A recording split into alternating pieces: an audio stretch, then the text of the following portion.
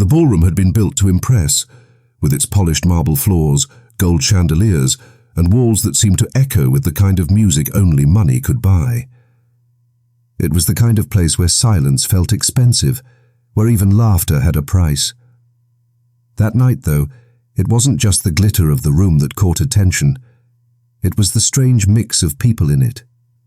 Guests in designer suits and gowns filled the tables, drinking champagne and pretending that they were untouched by the messiness of ordinary life.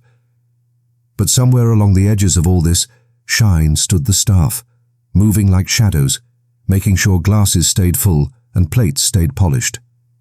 It was easy to overlook them. That was the point. They weren't supposed to stand out. But among the waitstaff was a young black woman whose quiet presence seemed to pull eyes when no one wanted to admit they were looking. She didn't force herself into the light, but there was something about her, something that suggested she belonged to another kind of world, one where money wasn't the measure of worth. Her job was simple: serve, smile, disappear. But that night, she would do something no one expected. In the center of the room sat a boy who did not fit the script of wealth and perfection that his family's name carried.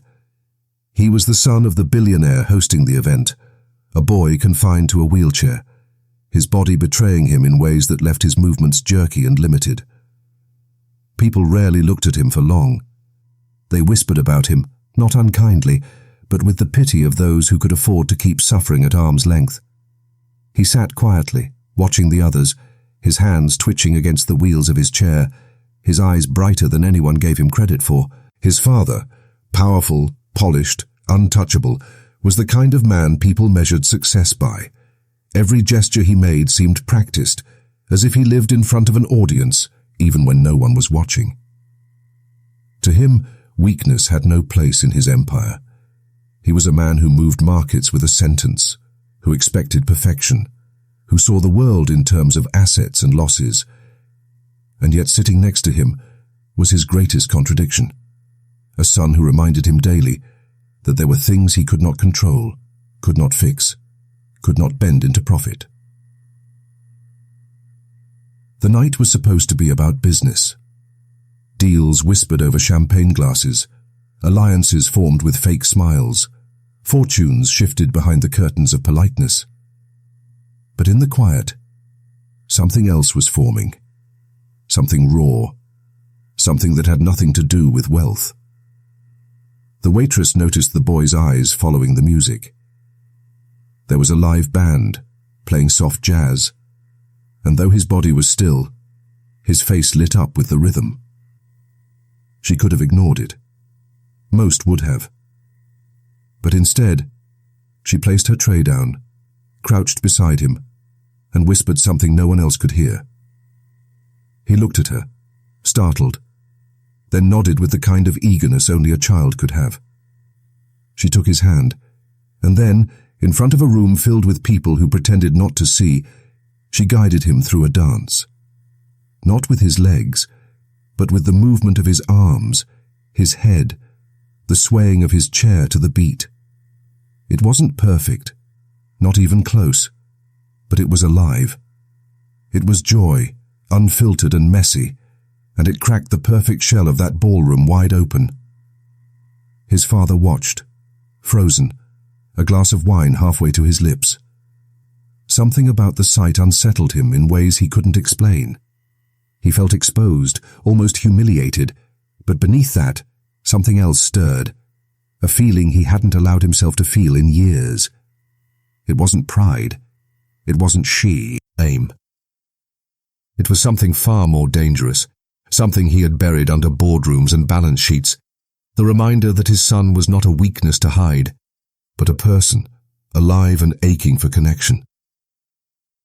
Around them, whispers began. Some smiled, charmed by the innocence of the moment.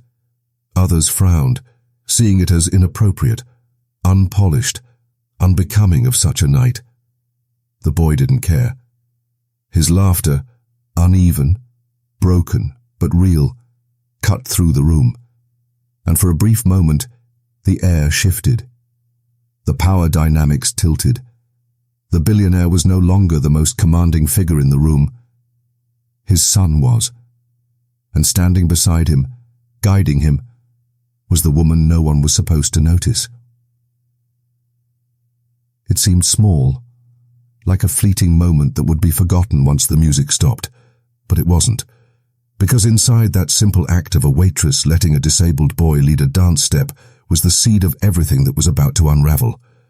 The boundaries between power and vulnerability, wealth and dignity, control and freedom had just been blurred. And from that night on, none of their lives would ever return to the careful order they had been built on. The crime hadn't happened yet, but its shadow had already entered the room. You could feel it in the way the father's jaw tightened, in the way some guests looked away, in the way the boy's laughter seemed too pure to survive in a world built on masks. Something fragile had cracked open, and once broken, there would be no putting it back together. The ballroom shimmered, the music played, and everyone pretended not to feel the shift. But deep down, they knew. Change had entered, and with it, the first quiet steps toward tragedy. The night of the ballroom dance lingered like a wound that would not close. For the billionaire, it was supposed to have been just another carefully orchestrated evening of business and performance. But the image of his son laughing, his frail body moving awkwardly in rhythm with the waitress, would not leave him. It haunted him. Every time he closed his eyes, he saw it again, not the joy of it, but the way the room had turned toward them, the way power had shifted for a heartbeat. He hated it. He hated how powerless he had felt. The boy, on the other hand, could not stop talking about her. At breakfast the next morning, with his fork clumsily pushing scrambled eggs around the plate, he asked about the woman. His voice, slurred and uneven, carried a sharpness when he insisted, "She saw me." His father stared at him, unblinking, before changing the subject. But the words stayed lodged in his chest like a thorn. "She saw me." The waitress, whose name was Amina, had not thought much about it after her shift. She had done what felt natural, offered a moment of kindness to a boy no one else seemed to notice. But she underestimated how small acts could ripple in rooms where power was currency. Days later, she found herself summoned to a private office by one of the event managers. They asked her to recount what had happened, why she had drawn attention to herself. The questions were polite but carried the edge of warning. She realized then that her action, innocent as it had been, had unsettled more than just the billionaire. The boy's father began to notice changes in his son. He smiled more, asked to go out more, and for the first time in years, he wanted to dance again. To the father, this was both a gift and an insult. A gift because it meant his son was alive in ways he had nearly forgotten. An insult because that spark had not come from him, but from a stranger. A woman he considered beneath his world. The obsession began quietly. The father started asking questions about Amina, having her background pulled, her address, her history. She was 24, working double shifts to cover rent for the apartment she shared with her younger sister. Her parents were gone, and her life was small, ordinary. To most, she was invisible. To him, she was dangerous. Tension grew in the spaces between their lives. At work, Amina noticed she was being watched. The manager checked her more often. Certain guests whispered her name. And one evening, she caught sight of a man in a dark car parked across from her building, the glow of a cigarette burning from behind the glass. She convinced herself she was imagining it. Inside the mansion, the boy began sneaking out of his routines. He begged his nurse to help him see Amina just once more. She refused, terrified of what his father might do. But the desperation in his eyes cut her deeply. He had lived his whole life in a cage of wealth, and for once, he wanted something real. The father, sensing his son slipping further, began to unravel more openly. He grew harsher, crueler in private, snapping at staff, silencing his son with cold glares. But behind closed doors, he was cracking, haunted by his own past, by the memory of his wife who had died years earlier. She had been the only one who ever softened him, and he saw something of her spirit in the way Amina treated his son. That resemblance made him hate her even more. Secrets surfaced too. Rumors spread that his fortune was not as clean as it seemed, that darker deals propped up the empire. Competitors threatened exposure.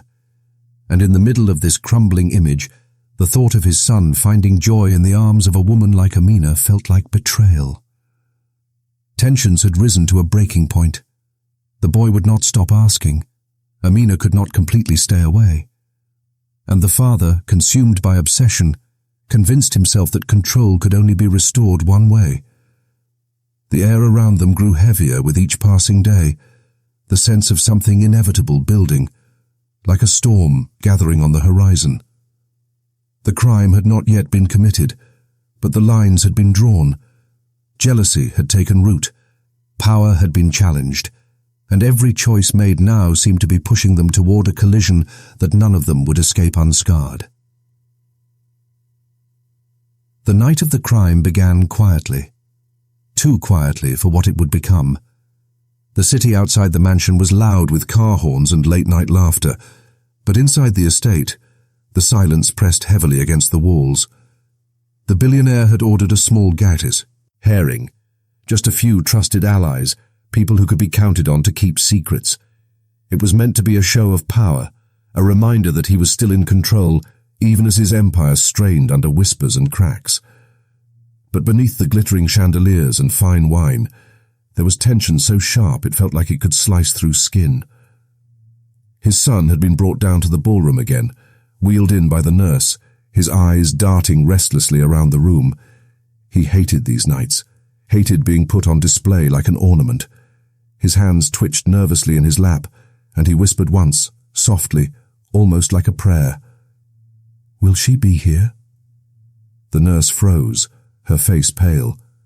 She shook her head, tried to shush him, but his father heard.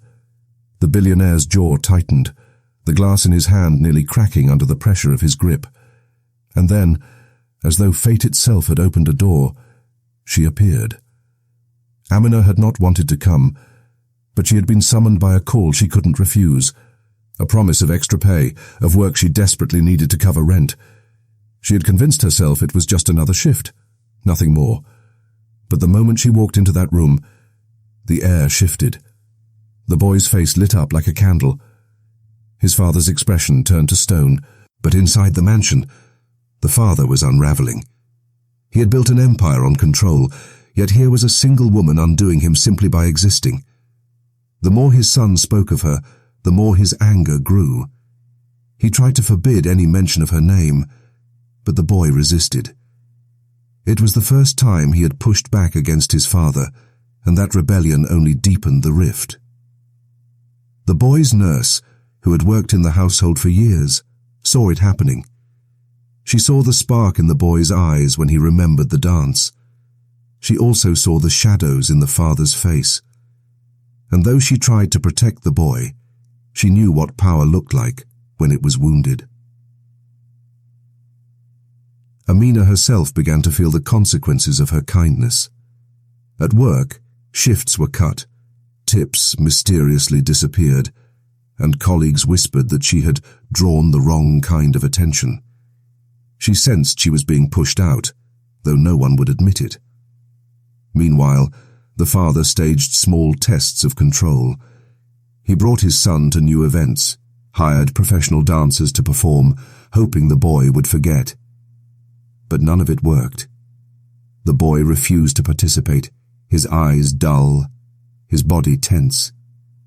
Until one night, in front of guests, he shouted with startling clarity, "I want her!" The room froze. Conversations died mid-sentence.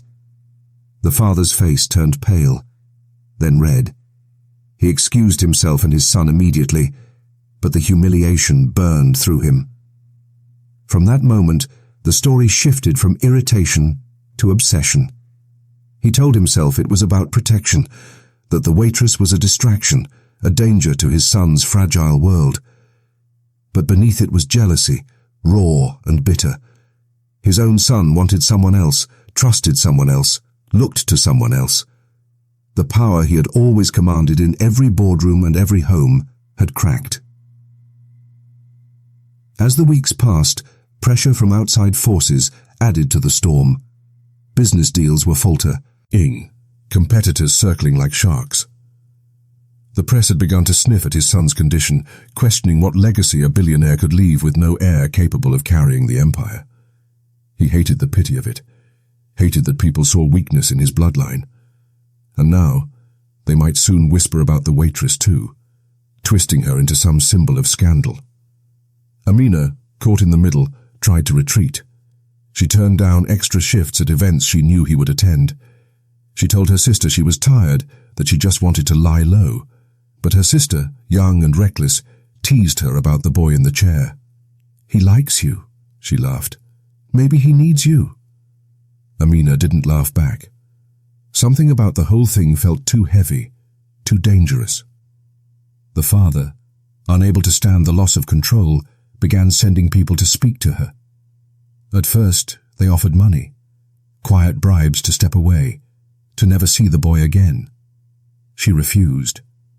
Then came threats, subtle at first, wrapped in polite smiles. But the message was clear. Stay away. Still, she couldn't shake the boy's face from her mind, the way he had lit up when the music carried him. And when she saw him again by accident, at a public event, surrounded by guards but still managing a smile when he spotted her, she knew the story was far from over. Inside the mansion, the boy began sneaking out of his routines. He begged his nurse to help him see Amina just once more. She refused, terrified of what his father might do. But the desperation in his eyes cut her deeply. He had lived his whole life in a cage of wealth, and for once, he wanted something real. The father, sensing his son slipping further, began to unravel more openly. He grew harsher, crueler in private, snapping at staff, silencing his son with cold glares. But behind closed doors, he was cracking, haunted by his own past, by the memory of his wife who had died years earlier. She had been the only one who ever softened him, and he saw something of her spirit in the way Amina treated his son. That resemblance made him hate her even more. Secrets surfaced too. Rumors spread that his fortune was not as clean as it seemed, that darker deals propped up the empire. Competitors threatened exposure. And in the middle of this crumbling image, the thought of his son finding joy in the arms of a woman like Amina felt like betrayal. Tensions had risen to a breaking point. The boy would not stop asking. Amina could not completely stay away. And the father, consumed by obsession, convinced himself that control could only be restored one way. The air around them grew heavier with each passing day, the sense of something inevitable building, like a storm gathering on the horizon. The crime had not yet been committed, but the lines had been drawn. Jealousy had taken root, power had been challenged, and every choice made now seemed to be pushing them toward a collision that none of them would escape unscarred. The night of the crime began quietly, too quietly for what it would become. The city outside the mansion was loud with car horns and late-night laughter, but inside the estate, the silence pressed heavily against the walls. The billionaire had ordered a small gatis, herring, just a few trusted allies, people who could be counted on to keep secrets. It was meant to be a show of power, a reminder that he was still in control, even as his empire strained under whispers and cracks.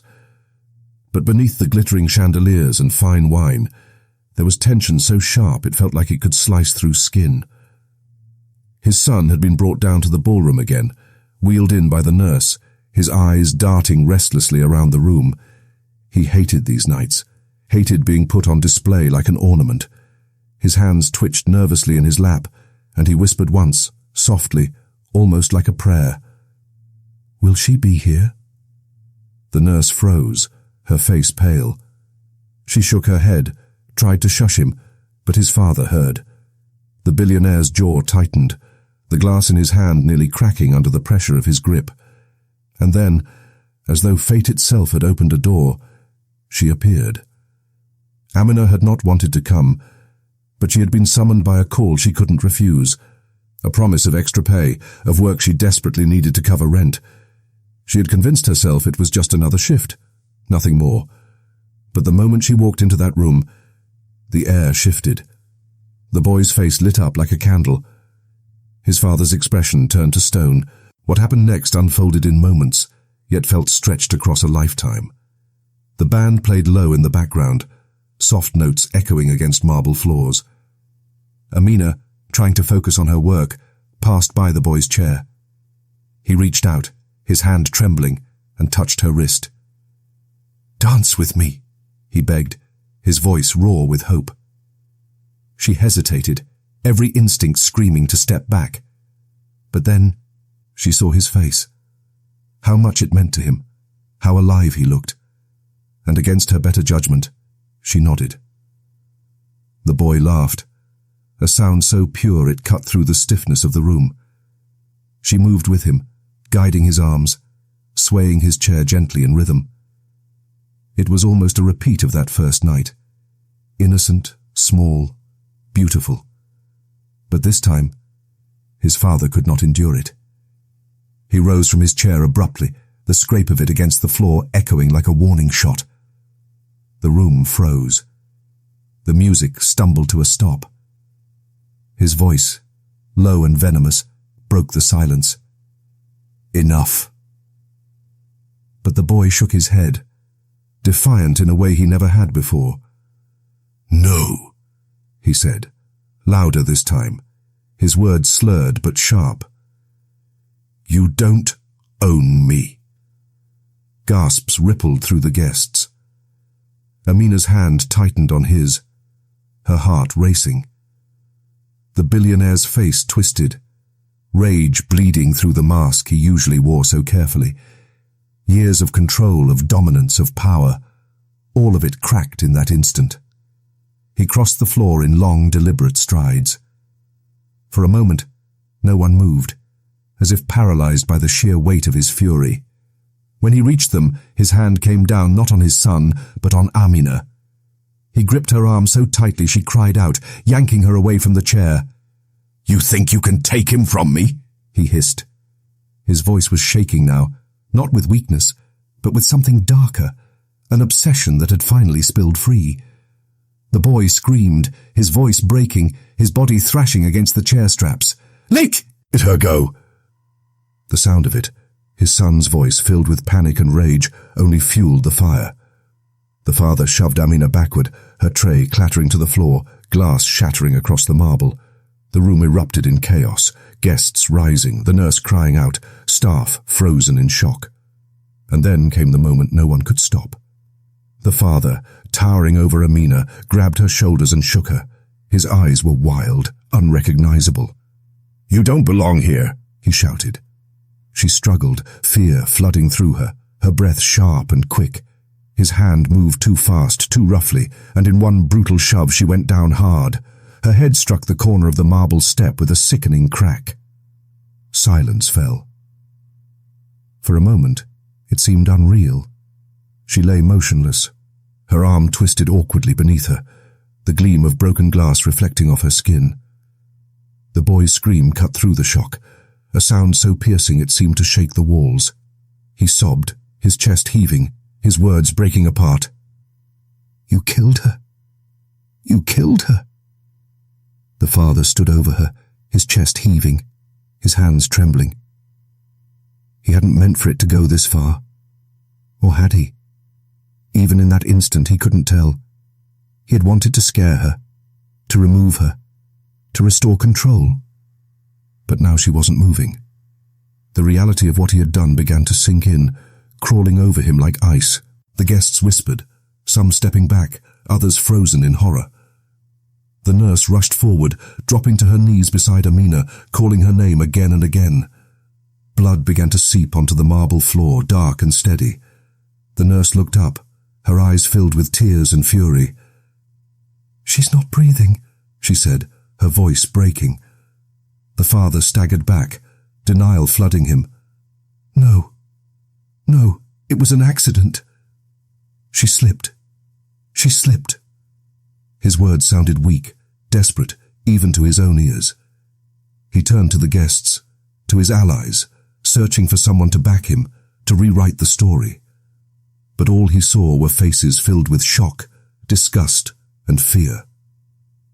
The boy's sobs grew louder, his fists pounding against the arms of his chair, his body convulsing in grief and rage. He looked at his father, eyes blazing with a clarity that cut deep. "I hate you," he choked out. "I hate you." The words, raw and trembling, landed harder than any blow. For the first time in his life, the billionaire felt small. The room descended into chaos. Staff rushed to cover the scene, guests hurried toward the exits, whispers of scandal already burning like wildfire. The father's mind raced, damage control, stories to spin, people to silence. But no amount of power could erase the sight of her body on the marble floor, or the sound of his son's hatred ringing in his ears. In the minutes that followed, denial hardened into calculation. He ordered staff to clear the room, to keep quiet, and to remember their loyalty. He barked at the nurse to take his son upstairs, but she refused, clutching the boy protectively as if shielding him from his own blood. The father's hands shook as he pulled out his phone, already thinking of lawyers, of favors owed, of media strategies. But beneath the cold machinery of control, guilt gnawed at him. He replayed the moment in his head again and again. The look in Amina's eyes, the sound of her body hitting the marble, the way the life drained out of her in seconds. He had spent years convincing himself that weakness was unacceptable, that control was everything. But now, standing in the wreckage of his own rage, he realized that control was gone forever. The crime was not just in the act of killing her. It was in the years of silence, of power games, of a life built on domination. It was in every moment he had denied his son dignity, every time he had looked at people as tools instead of lives. And now, in one violent burst, all of it had collapsed into blood on the ballroom floor. The mansion, once a symbol of his power, now felt like a prison. The chandeliers still glowed, the music still hummed faintly from abandoned instruments, but the air was thick with the smell of fear and loss. His empire, his reputation, his control, none of it mattered anymore. All that remained was a body on the floor and a son who would never forgive him. And in that silence, broken only by sobs and whispers, the weight of what he had done pressed down on him, heavier than any fortune he had ever carried. The mansion felt colder in the days that followed, though the chandeliers still glowed and the marble floors still shone as if nothing had happened. For the billionaire, denial became his first shield. He told himself it was an accident, told himself over and over that Amina had slipped, that the blood on the floor wasn't his doing. He paid off staff, silenced witnesses, and brought in lawyers before police could even ask questions. But no matter how many times he repeated the story, the memory returned each night. The crack of her head against marble, the silence that followed, and the scream of his son cutting through the air. His empire strained under the weight of scandal. Whispers had already escaped the walls of the mansion. No amount of money could fully cage them. Journalists circled like vultures, hinting at tragedy during the private event. Some sources claimed there had been an altercation. Others whispered that the waitress had died under mysterious circumstances. His lawyers pushed for silence, for legal statements full of vagueness, but the truth was already slipping out. Inside the house, the nurse could no longer look at him without disgust. She cared for the boy with doubled devotion now, as if trying to shield him from the shadow of his own father. The boy himself was shattered. His laughter, once so rare and fragile, had vanished. He refused food, refused to speak for days. When he did, his words were jagged, sharp, directed at his father like knives. "You killed her," he whispered whenever the man entered the room. The billionaire, used to commanding respect and fear, found himself shrinking under the gaze of his own son. Amina's sister became the voice the billionaire could not silence. She wept loudly at her funeral, spoke to anyone who would listen about her sister's kindness, her hard work, her dreams that now would never come true. The story spread. A young black woman, dead inside a billionaire's home. The contrast was too stark, too cruel to be ignored. Community activists began to gather, demanding answers. Candlelight vigils appeared outside the estate's gates, the glow of flames flickering against iron bars as chants of justice filled the air. The father tried to bury the noise with money, but money could not erase the image the world now saw of him. To the press, he was no longer just a powerful figure. He was the man at the center of a tragedy, a man whose hands might not have been clean.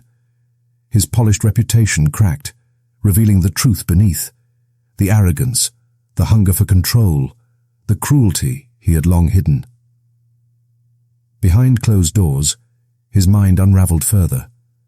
Sleep became impossible. He saw Amina's face in the dark, her eyes wide with fear in that final moment. He heard her body hit the floor in every silence. He began drinking more, his hands shaking, his temper snapping at the smallest slight. Those who had once stood close to him began to pull away, afraid of being consumed by the fire of scandal. Business partners distanced themselves. Old allies stopped answering his calls. Power, once absolute, was slipping through his fingers.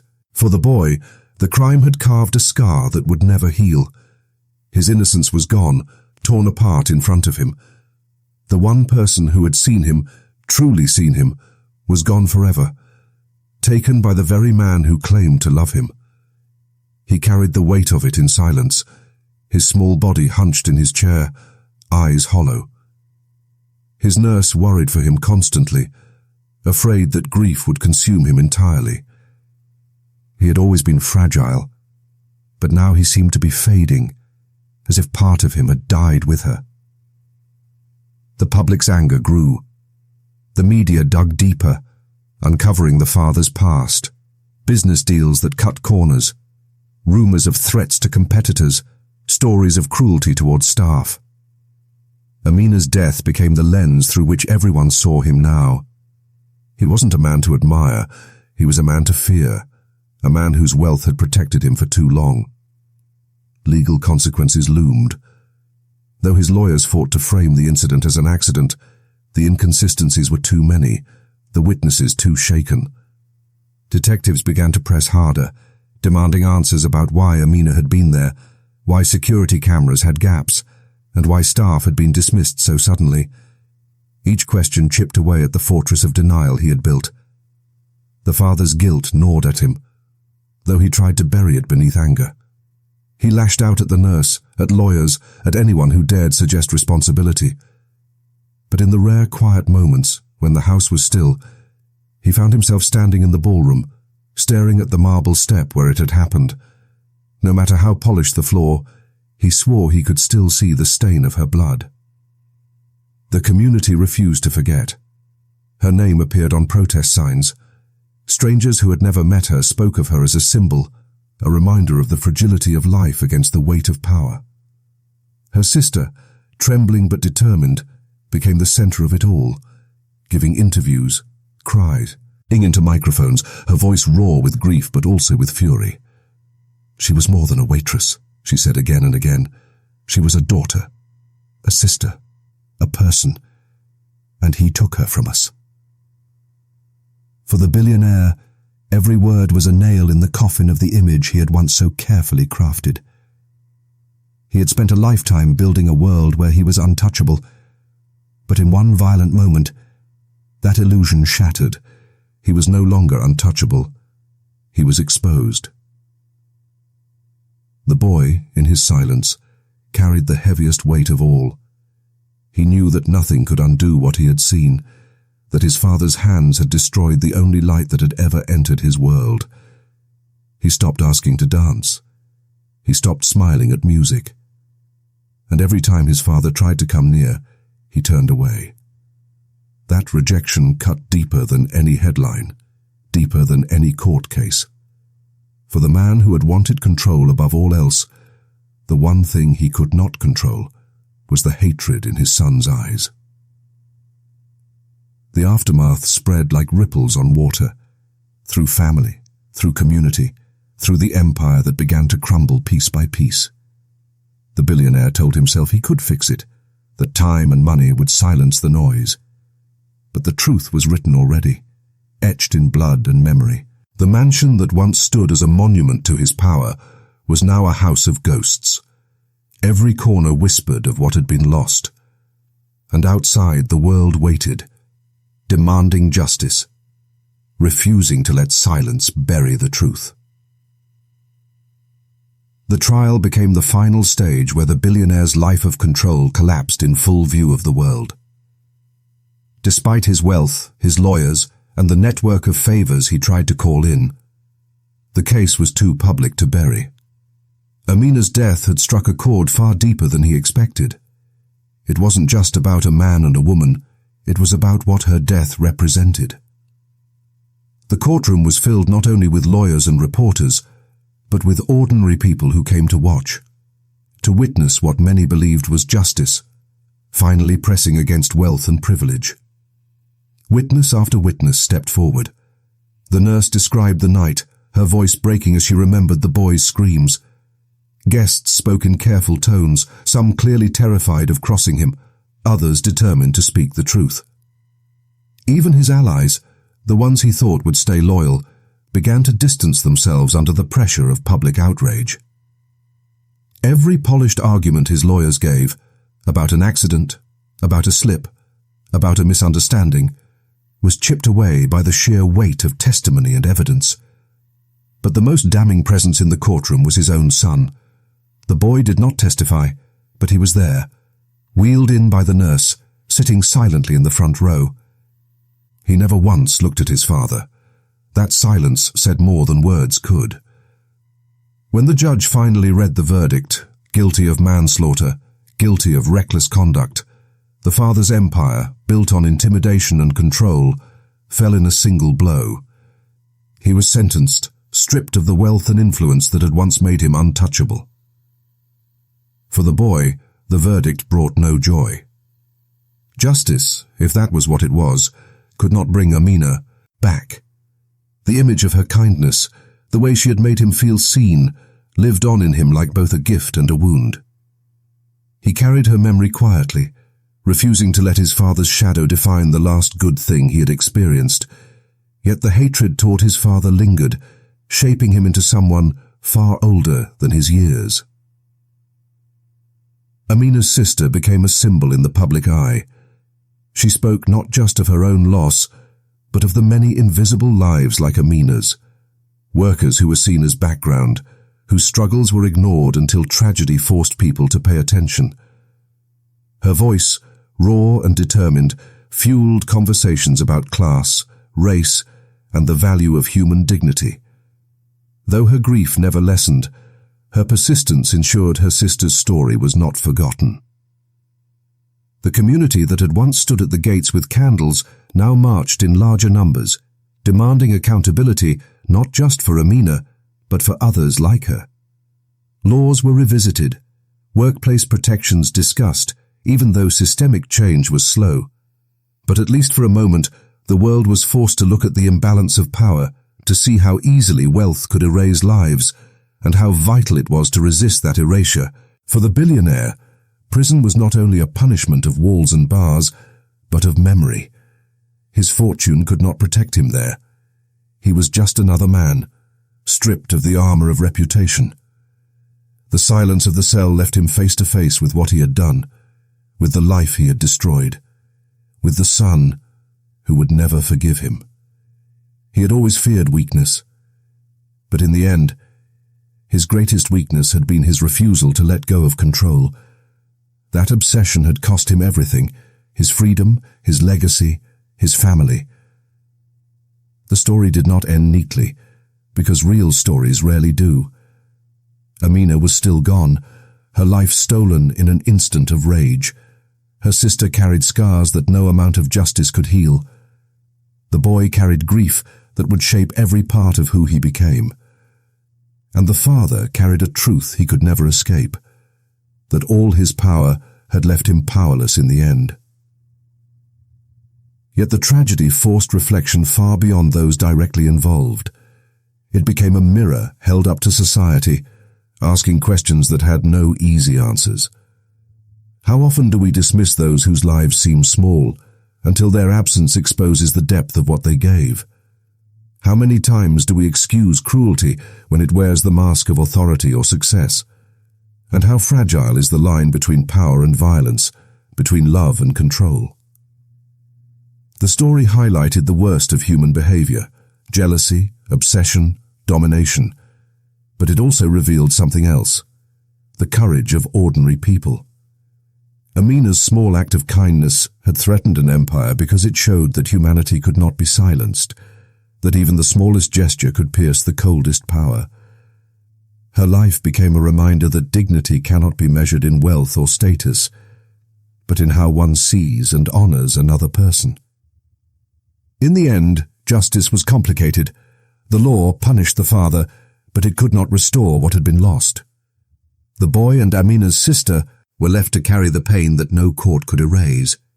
And yet, in telling and retelling the story, in refusing to let silence bury it, there was a kind of justice too, a refusal to let her death vanish into the shadows. The mansion that once glittered with wealth now stood empty, sold off to cover debts and lawsuits. Its marble floors, its chandeliers, its carefully polished surfaces could not hide what had happened there. People in the town passed by its gates with whispers, not of awe, but of warning. It became a symbol of what happens when power is worshipped above humanity, when control becomes more important than love. The story's legacy lived on in quieter ways as well. For the boy, every song carried her memory. For her sister, every protest carried her voice. And for the world watching, it was a reminder of how quickly power can turn violent when threatened, and how easily lives can be destroyed when one person refuses to see another as human. In the end, the question was not only whether justice had been served, but whether society had learned anything at all. And perhaps that is the hardest truth, that justice is not a single verdict, but a constant struggle, one that demands we see each other clearly, without the masks of money, control, or fear. Amina had seen the boy for who he was, not for his weakness or his father's shadow, but simply as a person who deserved joy. That simple act of recognition changed everything. And it was that act, not the wealth, not the empire, not the violence, that lingered most powerfully. Her death was a tragedy, but her life, even in its ordinary quietness, became a lesson, that the smallest kindness can expose the deepest truths, and that sometimes in a world built on power, seeing someone clearly is the most radical act of all.